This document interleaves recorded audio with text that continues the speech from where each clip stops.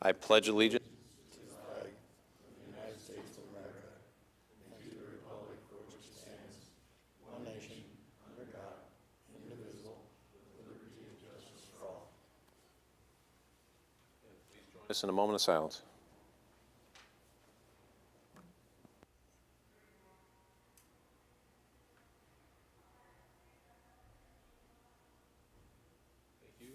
We'll have a seat.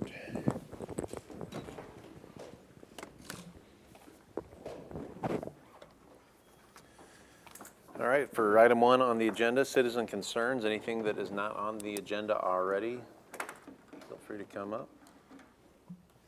Kenny Schmitz, Building Services Director. I've got an update I received this afternoon about the 28th Street paving project.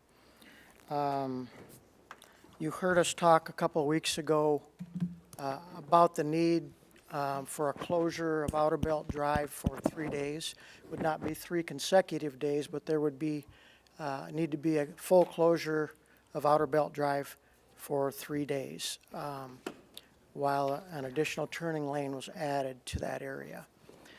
Received an email from Gordon Fair with the city this afternoon.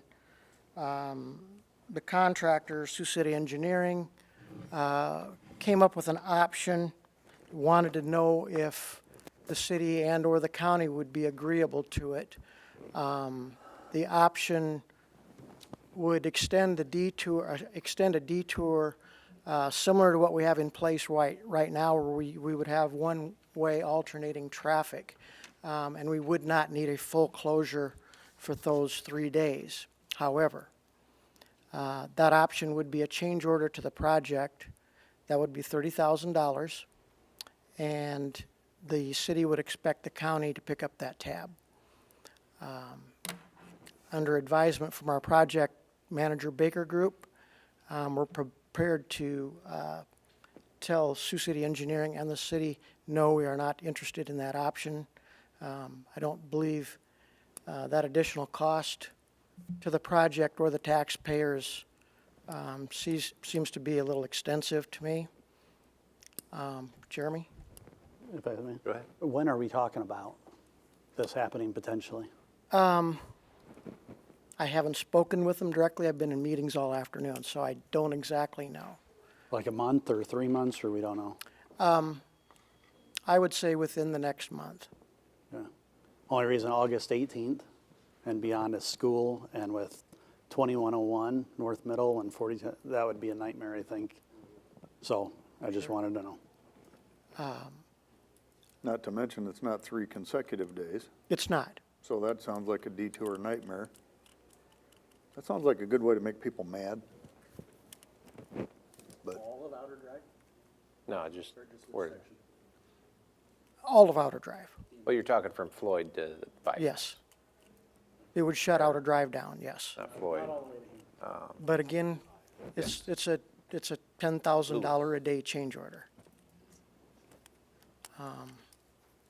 So if there's any feedback, I'll certainly take it back. Otherwise, my response to them is going to be, no, we're not interested. And please move forward as prior plans. That was the plan originally, that should Yep. work. Thank you. Anybody else to be heard, anything that is not on the agenda? All right, item 2 is approval of the agenda, which I've had 2 requests. One was for item 13 to become information. I'll move that. all of For item- 13? Yeah, item 13, Tina, is that correct? Or did that change? Tina Bertrand, Woodbury County Treasurer. I think the request was to postpone all of 13 until the next meeting. Okay, so yeah, defer 13, okay. Yeah, defer the 13A and Okay. 13B. The information item was, had planned to have a presentation, and that gentleman couldn't make it for this evening. And so it would be difficult to do the action item without having the information presented to the supervisors. So I'll move to defer that to next week. Second? Motion by Radig, second by DeWitt. Any discussion? All right, all those in favor say aye. Aye. Anyone opposed? Passes 5-0. Second request was to change 15. 15 to information.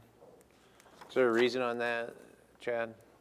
Yeah, I'll discuss it when we get to it, but yeah, I'm not here to give approval, I'm just here to bring some information to the board. So if it's informational, Mr. Chair, that it may not come back, is that? If it's informational, then it may not come back, is that? Yes, that could be accurate. Okay. Okay. All right, so I'll move to make 13 informational. Second. Motion by Raddick, second by DeWitt. Any other discussion? 15, sorry, yep. I had my, yep. All right, any other discussion? All those in favor say aye. Aye. Aye. Aye. Anyone opposed? Passes 5-0. Moving on to the consent agenda, items 3 through 11 Do constitute. we need to approve the agenda, sir? Oh, yeah, I'll move the agenda. Second. All right, motion by Raddick, second by DeWitt to approve the agenda as amended. Any discussion? All those in favor say aye. Aye. Aye. Anyone opposed? Passes 5-0. Items 3 through 11 constitute a consent agenda of routine action items to be considered by one motion. Items pass unanimously unless a separate vote is requested by a board member. Item 3 is approval of minutes, June 14th, 2022 meeting. Item 4 is approval of claims. Item 5 from Board Administrations, A is approval of resolution for tax suspension for SK and CK. B, approval of resolution for tax suspension for CF, not Industries. Item C, approval to reappoint Emily Clayton and John Mansfield to Veteran Affairs Commission. Item 6 from Building Services, approval of items to be auctioned per personal property disposition policy. Item 7 from County Treasurer, A is approval of resolution for tax abatement for LT. B, approval of resolution for tax abatement for Yes Companies. And C, approval of the resolution of tax abatement for WS. Item 8 from Board Administration. A is approval of notice of property sale resolution for parcel known as 1118 22nd Street for Tuesday, July 5th at 4:35 p.m. And B is approval of notice of property sale resolution known as 1904 Riverside Boulevard for Tuesday, July 5th at 4:37 p.m. If anybody did come for a property sale that was supposed to be on the agenda today, that was missed by our office. That was going to come back 12. So there is no property sale on the agenda today. Item 9 from Human Resources. A is approval of memorandum of personnel transactions. B is authorization to initiate hiring process. And C is approve the purchase of cyber liability policy for 22 to 23. Melissa, this is the one we discussed here, going up to the most expensive, but may come down 4,000 here. Do you want to just speak to that since it's?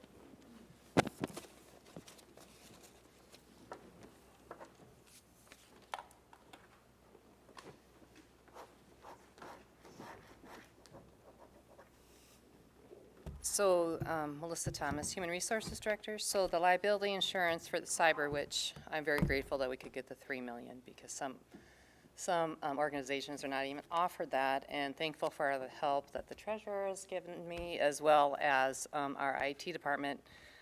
We will need a little bit more information to find out if the business interruption can be included. I'll know within a couple days. If it cannot be, then we'll take the lesser, the cheaper, whatever, $4,000 cheaper for that with the business interruption not included. So that would be the difference. All right. Any questions for on that?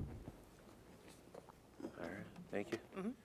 Item 10 from the Auditor's Office, approval to correct clerical error to read, approved to reduce compensation board recommendation by 44.55%.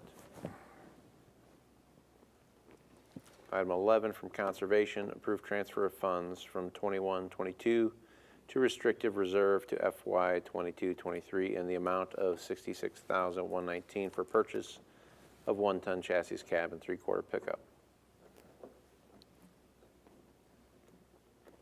All right, any questions on anything on the consent agenda? Go ahead. Yeah, just on item 10, I don't have any disagreement about, or bone to pick about it, but did we have to certify anything with a budget that said 44.55 versus 45.5, or are we, We certified the total salary to be paid next fiscal year. okay. So then this will just be differently calculated based on what was intended? You'll get it right to what we certified. Okay, thank you. And it does have us at the 0% increase, right? Yes. Okay. All right, any other questions on the consent agenda? All right, seeing none, I'll move the consent agenda. Second? Motion by Raddick, second by Taylor. Any discussion? All those in favor say aye. Aye. Anyone opposed? Passes 5-0. Item 12 from Deborah Main, discussion of ordinance of hazardous CO2 pipelines. Come on up and try to keep her within 3 minutes if you could. Deborah Main, 1026 Charles Avenue. This afternoon, we're presenting a model or an example ordinance with a petition signed by landowners and taxpayers requesting that our county adopt ordinances relating to hazardous CO2 pipelines. This May, the Pipeline Hazardous Material Safety Administration, or PHMSA, released their report on the pipeline rupture in Satarsha, Mississippi. They cited the company for, among other things, failure to correct conditions affecting the safe operation of the system, lack of timely notification to the National Response Center, lack of written procedures for normal operation and emergency response, failure to identify high consequence areas, failure to conduct routine inspections of the right-of-way, failure to establish communications during emergency conditions, failure to maintain a liaison with fire, police, and officials, failure to develop a public education program. These concerns are identified by filings with our own landowners and citizens with Iowa Utilities Board. Our county can adopt ordinances, set protections, charge fees, and require bonds to address these concerns. The undersigned on the petition asks that Woodbury County adopt ordinances to protect our homes, livelihoods, safety and quality of life, and impact on property taxes, among other things. The proposed hazardous liquid pipelines in western Iowa, namely Summit Carbon Solutions and Navigator, present valid concerns to public safety, expenses, and responsibility of the county, as well as damages to our roads, along with other concerns. Hazardous pipeline ordinances are pro-county and are one tool the county can use to protect Woodbury County from these two hazardous pipelines and others that may cross our county in the future. These CO2 pipelines have been in the works for some time. The first we learned of them was less than a year ago. The pipeline companies have a huge head start. The federal government realizes they have virtually no regulation or oversight of hazardous pipelines. They are working to correct that with a year-long rulemaking process. Locally, Dickinson County has enacted an ordinance. Johnson, Poweshiek, and Shelby counties are formulating ordinances. I know it's a huge and time-consuming job, but Woodbury County needs to get their rules and protections in place before any permits might be granted by the Iowa Utility Board. Steve Kenkel, he's a supervisor in Shelby County. He's forming a collaborative team of county supervisors to create the best possible ordinances. For example, permit applications, proof of compliance, road impacts, sound ordinances like for the pumping stations, emergency services, abandonment, and a place for inquiries and complaints by citizens. I would hope that Mr. Raddick or any of you would take advantage of that opportunity to be on that team. None of us signed up for this, but we need to defend our livelihood, our property, and our rights. And I did send a copy of this for you, and I have a hard copy if you'd like to have it. Go ahead. What is it that you're It's referring an to? example of an ordinance that you might, you can add to it, subtract to it, tweak it however you want, but just something that you can take a look at. And I know that, you know, one person is not going to be able to say this is it, but it's going to take some examination and some thought process and some weeding out. So we have a big job. One, that would take some weeding out, because I'm sure a lot of our ordinances are going to already kind of have some Right. of those things in effect. And I know Dan could probably speak to some of what our zoning requires of a pipeline.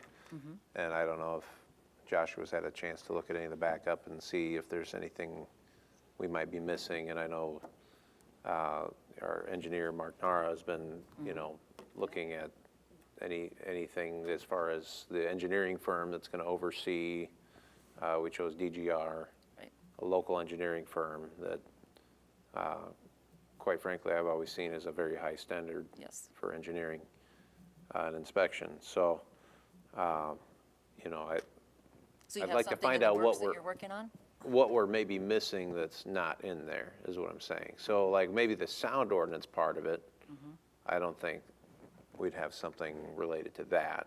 Typically, the county doesn't have sound ordinances that I know of, though, because agricultural equipment's incredibly loud and you can't really. But this will be an ongoing sound, though. Right, and are they gonna define that as agricultural equipment because it's benefiting? I don't know. Right, so, Josh, did you have anything? I have had some discussions with Dan. The zoning ordinance will come into play in that my understanding is the pipeline, a potential pipeline would have to apply for a conditional use permit. And there's a process for that existing in the zoning ordinance. Certain conditions can be put on. I think it would be beneficial for county staff to look at what we currently have in place and what some other counties are doing, maybe what's in the model ordinance, and just see if there are any holes in what we currently have in place or things that hasn't been thought about to this point. But I do think that we're a step ahead of some counties in that it's already in the zoning ordinance that they have to go through that conditional use permit process. So I guess, you know, I don't know if Dan and Joshua can maybe see if there's Wanna take a anything look we're at it? missing and. Okay. All right. I can give this to you. Go if you ahead. want. I'd be curious, do you have a copy of Dickinson County's? I do Or not. Okay. And the other question is, what would be your ultimate goal with seeing an enactment of an ordinance by Woodbury County? Would it be to regulate for safety and environmental considerations as well as quality of life for citizens, or to stop a pipeline altogether? No, this is in case they grant the permit, and we need to put some protections in place for safety, road conditions, working in wet conditions possibly, any of those things that are basically written in this example. Okay. So, yeah. Because at the end of the day, no action we take is gonna stop them. You know, that's, Well, the Iowa Utility Board is the only person, only entity that can stop them. right. Yeah. And it seems like that's not gonna happen, you know. So as far as planning ahead, you know, we wanna have obviously the best ordinances in place to protect everybody involved in the process. Exactly. Now, I think a lot of our zoning has actually been rewritten in the last, 3 years? Didn't we do a rewrite in our zoning? The latest version is 2008, but of Oh, course okay. we targeted various sections. I was gonna say, because we did stuff for different areas. Sorry, that's Dan from our zoning office, so. Yeah, I know we've done some revisions to the ordinance, so, our zoning. Dan, do you have a copy of what she has? I can get him one. Sure. Anything else you need? That would be it. Do you want the petitions? We have like 150 some signatures. We do have the electronic version of that, I believe. You do? Okay.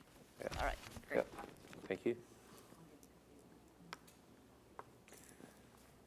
Is that a good time to bring up the article in the paper there on the question on environmental or Mark, did you see that from, was it the Winnebago tribe? I saw the letter that they submitted, yes. Okay, have you come up and I'll ask you a couple things.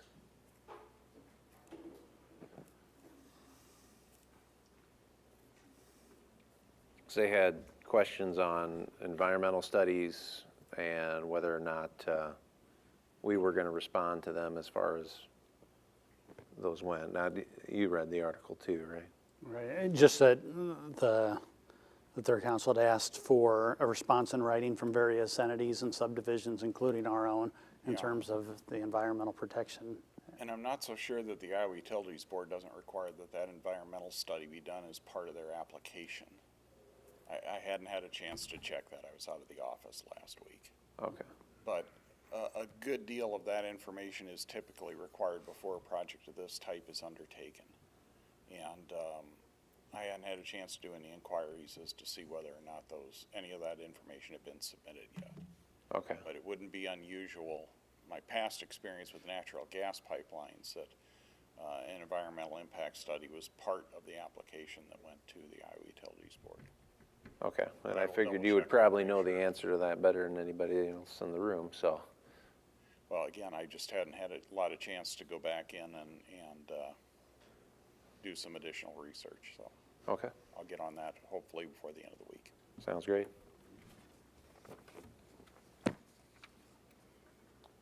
All right. Moving on, we got item 14, Building Services, A, from Kenny Schmitz, approval of the Prairie Hills demolition plan specs, form of contract, and authorization to seek competitive bids. The plans and specifications and contract have all been drafted and completed with the assistance of Impact 7G, and we are getting ready to move further ahead on this project. I know Dennis wants to get it underway because he keeps asking when it's coming, so. Motions today are to approve the plan specifications in the form of contract that'll be used in seeking the competitive bids, and to set a public hearing date of July 5th at 4:40 PM, and to approve the public notice thereof.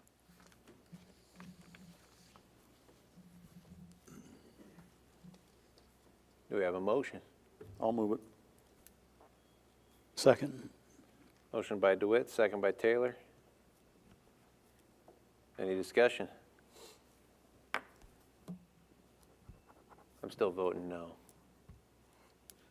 All right. All right. All in favor, say aye. Aye. Anyone opposed? Me. So passes 4-1. Radig saying no. I move to approve setting a public hearing date of July 5th, 4:40 PM at the Woodbury County Board of Supervisors meeting and public notice thereof. Second. Motion by Taylor, second by DeWitt. Any discussion on that? All right. All those in favor say aye. Aye. Anyone opposed? Nay. So passes 4-1. Thank you. Thank you. Item 15, informational item from the sheriff. Approve supplemental pay. I guess it would be information on supplemental pay for sheriff's office percentage deputies. Good afternoon, Sheriff Sheehan. Thank you for amending the item to an information item. After speaking and seeking the advice of outside legal counsel, I am here simply for the sake of transparency to let you and the citizens of Woodbury County know that I am issuing a supplemental pay to my 5 percentage deputies, which is the Chief Deputy Wingert, the 2 captains, Garrett and Peterson, and to the 2 lieutenants, Armstrong and Henriksen. According to the outside legal counsel that I spoke to, there is no legal basis in Iowa code or case law that supplemental pay must be approved by the Board of Supervisors. Supplemental pay that I'm issuing to my percentage deputies is for services rendered for extra services and directly related to the time, skill, and nature of the additional services. The itemized supplemental pay amounts for the chief is $12,000, for the captains is $10,000, and for the lieutenants is $8,800 each. These services are in part, and not in total, but in part, for the overseeing the LEC project over the last 2 to 4 years. I spoke with the Baker Group even as late as today. If we were to contract an outside consultant with the Baker Group to simply do the services that we have tasked our administration, it would be a minimum of $10,000 per year and could be as high as $15,000 to $20,000 per year. The other issues are the radio and IT that particularly Lieutenant Henriksen handles for us. We don't outsource that. We could, but we don't. We handle it in-house. It's all to save money to the taxpayers of Woodbury County. And what I'm coming here is, I'm not asking for any more money. And that's where the opinion of the legal counsel is. You've approved my fiscal year '22 budget, and to date, we are estimating that we could have a surplus in that budget of somewhere up around $200,000. Dennis, you can correct any of these numbers. The numbers that Jennifer ran today, $28,553 will for sure be returned out of wages that are not in items that could be moved in our budget. There's approximately $147,000 that we anticipate will be left in the jail budget, $65,000 left in the administrative budget, and about $32,900 in the transport budget. So minus this supplemental pay, $49,600, that will leave a surplus of roughly $196,000. And our hope is, depending on anything that may come up in the last couple weeks, we had come and asked for a budget amendment several weeks ago for $75,000 for fuel. Because we've been very fiscally responsible this year, I don't think that we're going to need that budget amendment. We'll be able to give you all $75,000 back out of that budget amendment, and still then have probably in excess of $100,000 to give back to the general fund. Again, barring any unforeseen items over the next 10 days. So I've already sent the email to Pat Gill to have the supplemental pay disbursements paid tomorrow. So clearly, this is a contradictory opinion on what is legal and not legal from our county attorney's office, that this would be an illegal action, and so I don't think the board is going to approve it. I'm not here to seek. I understand your legal interpretation from outside legal counsel that's contradicted by the county attorney. But I don't Do you believe, have a legal basis, Joshua? Is there a specific case law or a legal basis that it has to be board approved? That I spend the dollars in my budget that are already approved for supplemental pay or any other item? We exchanged emails on this, and I believe that I put my rationale in there. I would be interested in seeing the outside legal opinion. Who gave that opinion? Doug Phillips. And is it in writing? I can ask him to give it to me in writing. Are you questioning that he gave me that opinion? No, I'm just curious procedurally as far as if it was a private opinion to you or if it was an opinion to the sheriff's office. Well, I called him from my office phone and asked him if I had, as sheriff, Yeah, but the budgetary. So I was going to, originally the plan was to seek approval because I thought that's what was necessary, but it was brought to my attention last night that it would never get legs, that it would never pass.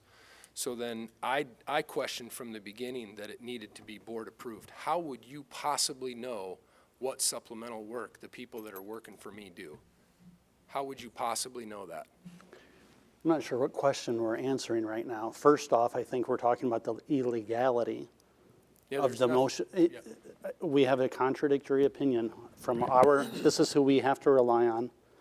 And he's been asked the question as Right. county so attorneys What legal represent. basis do you if base I your can- opinion on? so the statute. Because he reviewed the statute and the case that you cited in your memo and said there's no legal basis that says in code or the case law that says that it has to be approved by the Board of Supervisors, that an elected official cannot spend their approved budgetary money on items that are legally and law enforcement related. Well, a couple of things. I'd like to see it in writing. Okay? And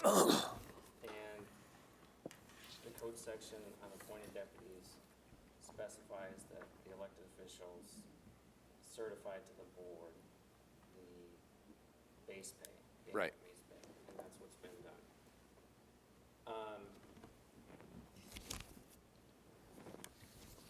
Beyond those amounts, when it comes to all the fringe benefits, the items that are not included in base pay supervisors set those both historically. And I think that there's, Historically, when you say historically, do you mean here, historically? within the county and I believe other places, I don't know that there's been a case that's decided the precise issue. There isn't. But there's also a legal maxim out there that inclusion of one thing is exclusion of another when it comes to the statutory interpretation. So it explicitly says the sheriff's office or the elected official sets the base pay, but not the other things. The other thing that is gonna come into play here is whether Pat is gonna write the check or not. And, I mean, I'm assuming he'll be seeking legal advice on that. That was my question for the auditor's office, and I know you're standing in this legal thorny wicket that we're in right now, and hopefully doesn't go beyond here, but do you know if there's a plan on the auditor's office's part to actually write these checks? As far as the email we received, we would write the checks tomorrow. If the board were to direct otherwise, then we would take that into consideration on what we will do. So notwithstanding board action, you're saying that Auditor Gill will be writing checks for the amounts that are being requested, is that what we're understanding? Yes. So then Has Pat expressed that? I have spoke with Pat about it, and with the email that we received, we would write the checks tomorrow. If the board directs otherwise, then we'll discuss it further. And what email are you referring to, Michelle? the sheriff emailed requesting to have the checks issued in the amounts for the 5 individuals. The email was a directive to issue those checks for supplemental pay based on his authority. So now my question for our legal counsel, because we might have 2 legal counsels and hopefully this doesn't end up in court, but with that, what would you advise us to do, understanding that there's going to be checks written for $12,000 to the chief deputy, $10,000 for each captain, and $8,800 for each lieutenant that are going to be issued potentially by the auditor's office, notwithstanding the board's affirmative action? What would you recommend if you think that? Well, I've given an opinion on this issue. I haven't discussed it with Pat. And like I said, I'd be interested in seeing any written legal opinion to the contrary. Based on my opinion that I've expressed before, I don't think that the sheriff has authority to approve supplemental pay. I think that comes from the board. So I think that Pat, by issuing those checks, could potentially be personally liable if the court were to determine that the sheriff was without authority. Meaning that Pat Gill in his personal capacity would be liable, is what you're saying? I think that's a possibility. Either way, by also interfering if it is legal on my behalf, he'd be interfering with me carrying out my legal authority as the elected sheriff. Correct? Or is that incorrect? Depending on what a judge says, I guess. Right, well, I mean, let's just, get it all on the table, right? If a judge, if it goes to, I'm not a lawyer. If it goes to, I don't remember the proper term. The legal course for either the board or myself after this will probably be determined by a judge. And if it's determined on my behalf, it could also then hold Pat liable for interfering with the duties. Pat certainly has to do what he feels is the appropriate thing to do. I think for him, there would likely be a safe harbor in relying on the advice of the county attorney's office and what he's supposed to, and what we feel the correct legal step is. If he's conversely going out, his own legal interpretation that's adverse to the advice of the county attorney's office, I think there's more of a risk there for on personal liability side than the converse of it, so I don't see it the same way. Okay. So just for clarification and just for the sake of having a little bit of debate and bringing the information out so that the public, so that it doesn't get misconstrued or turned around in the media, supplemental pay is legal in the state of Iowa for services rendered, I've got your memo, for services rendered and pay based upon extra services and directly related to the time, skill, and nature of the additional services, correct? That's a quote from, Is permissible. okay, Statute, and okay. you have So to what I'm identify asking, what those extra services are, and, you know, there's a so there may, record keeping that should go along with okay, so there may be a discrepancy on whether or not the board feels I have the authority or I feel that they have the authority and whatever the case might be, but the supplemental pay itself is permissible in the state of Iowa, which was the board's idea during the budget process. Which is why I question why we're in this position to begin with. Why are we here 8 weeks later when I think we were prepared to pass supplemental pay, but there were some folks that were in the meeting that night that didn't think that was a very good idea. It wasn't a good idea for you to pass it. They work at our behest, not yours. It was a question of who Right. where So- loyalties felt. so we What a can- ridiculous argument. Right. And now we find ourselves in these shoes because we couldn't think like adults on that night. So, no, I don't think it had anything to do with that. I mean, it's a political argument of autonomy of the office. I mean, whether you agree with it or not, it's irrelevant whether you agree with it. That was the argument that night. I mean, we can agree to disagree. You don't have to Sure, well, be disgusted. But no, I want to make sure that I get the point across that the pay that I'm asking for will not cost any additional money. The budget's already been approved, right? So I've heard this both ways. You say in your backup that it's FY '23 budget next year. Yeah, no, I've changed, I get that. after seeking legal advice. I get and that, legal but. counsel. But you can't have it both ways, Chad. So you say FY '23 budget, which this is what you put in writing to us. I understand And that, this is what you put to the public. but you FY amended 20, it. if I can You just amended finish. it to information. I get it, I As get it. typical, you're going to twist everything. I'm not gonna twist it. And Chad, you politicize put, it. how is it politicizing it, sir? Go ahead. When I'm Go ahead. referencing what you put in writing, I've got the money in next year's budget. Now you're saying, I've got the money in last year's budget. No, it's the current budget we're in, Current budget we're in is what fiscal year? 22. Correct. In I'm 23, saying, we could have absorbed it in 23, but when I spoke What- to legal counsel, what I was I told get that that. you, can I just please finish a couple of sure. sentences at a time? Yep.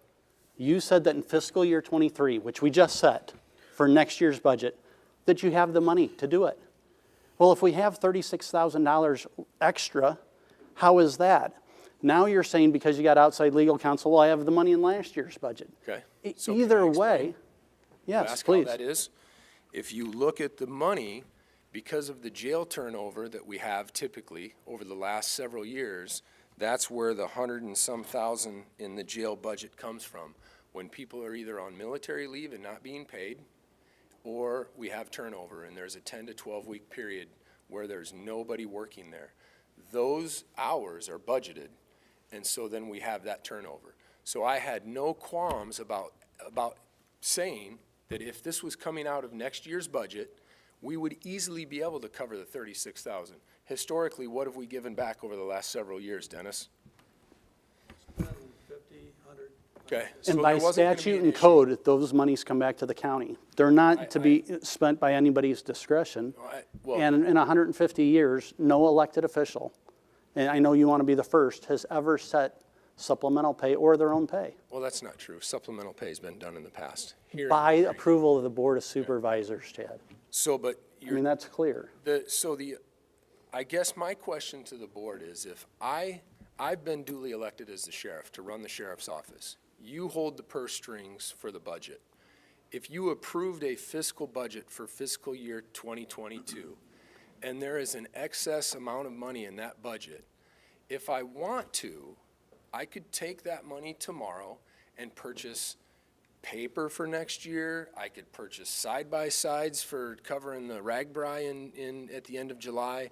there are a whole myriad of things that I could spend that money on. Except wages, because Iowa code says this board sets that. You can't spend it on your own wage. I'm not You can't asking spend it to on s- anybody I'm not else's asking to wage. spend it on my own wage. I So understand. what would be the reason, if this were needed for approval, what would be the reason you would deny it, out of curiosity? If this were needed for approval, it's the whole point. We had Right. a budget hearing, we set your pay, out of 17% I'm not to raise. talking about my pay. It- Don't we make it set about your- me. We set your deputies' I offered to pay. take a zero, I offered to donate all the money We've back. beaten this horse to death. We set the wages of everybody. So, but I'd like to know why, including- why would the board not approve this? If I was coming for approval, why would you not approve it if it's in my budget? And the citizens have elected me to control the budget you set for me. Because it's not in your budget. It is in my budget. It's not. You made very clear, the monies that go back to the county by statute all come back, no matter if it's revenue or if juvenile. Unless we spend it.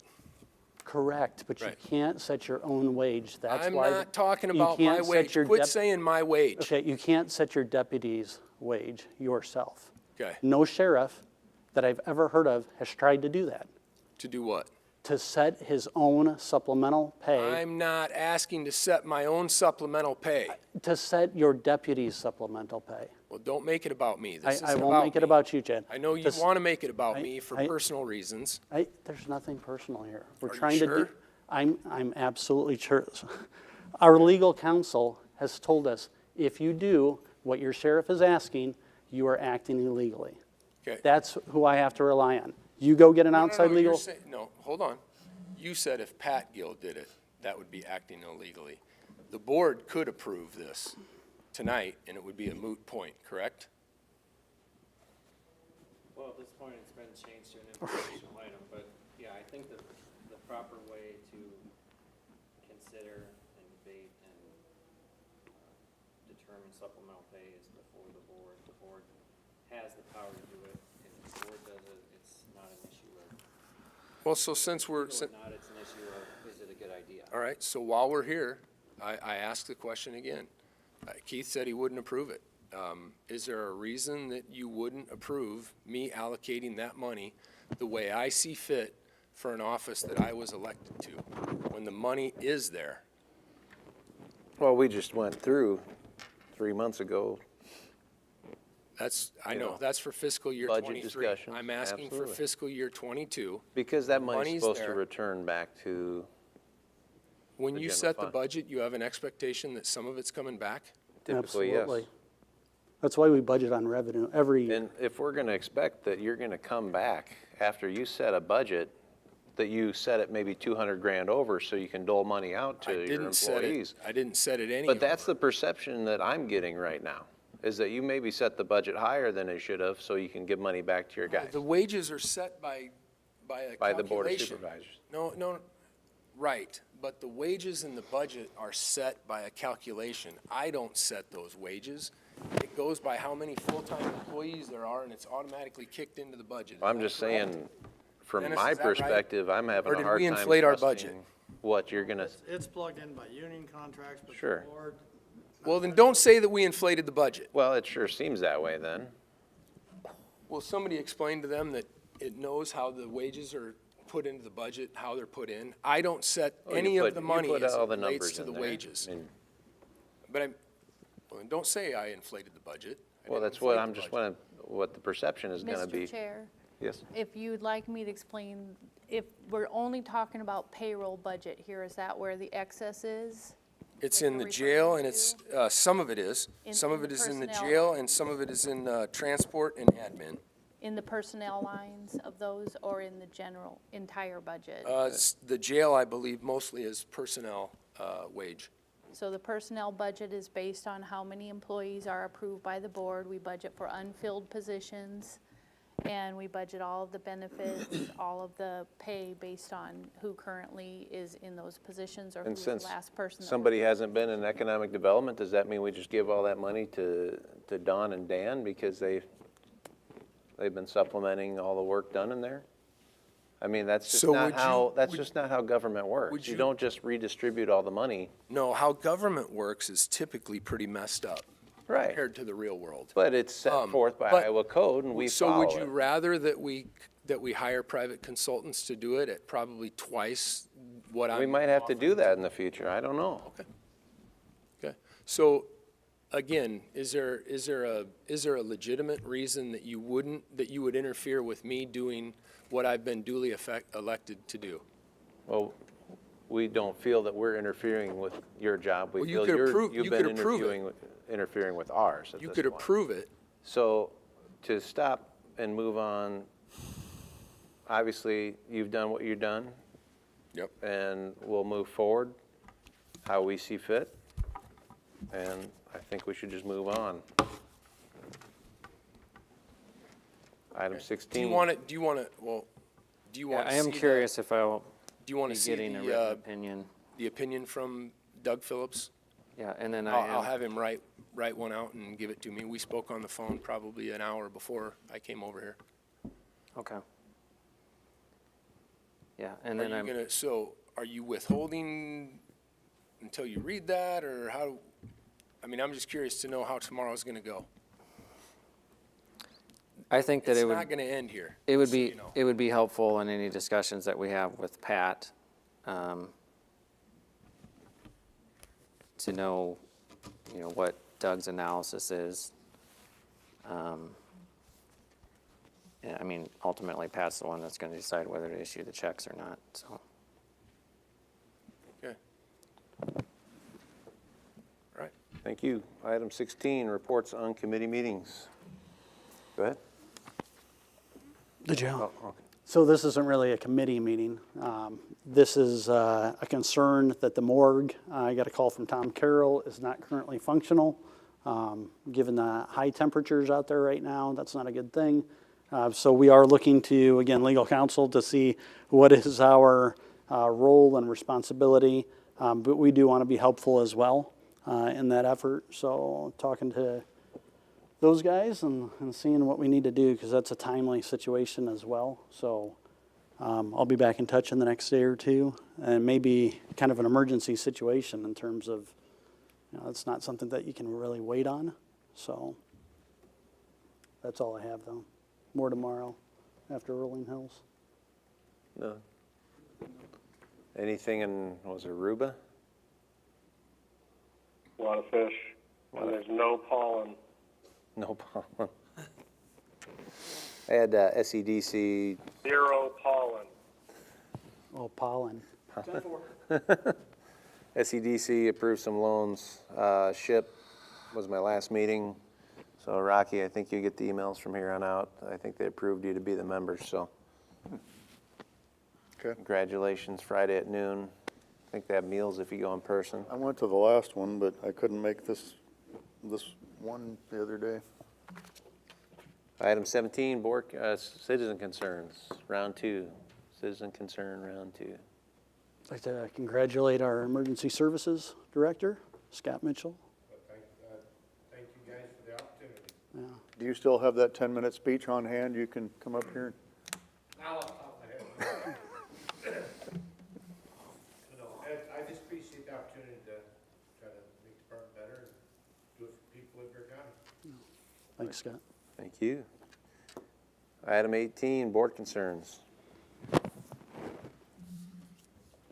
Mr. Chair, Yeah. I just wanted to bring it to your attention, if you weren't already aware, that the federal gas rates have went up as effective July 1st, and we do follow the federal gas rate, so we'll be putting a memo out to all the departments. It's going up 4 cents per mile, up to 62.5 cents. So there'll be a slight increase on mileage in the next fiscal year. All right. Seeing nothing, we're adjourned.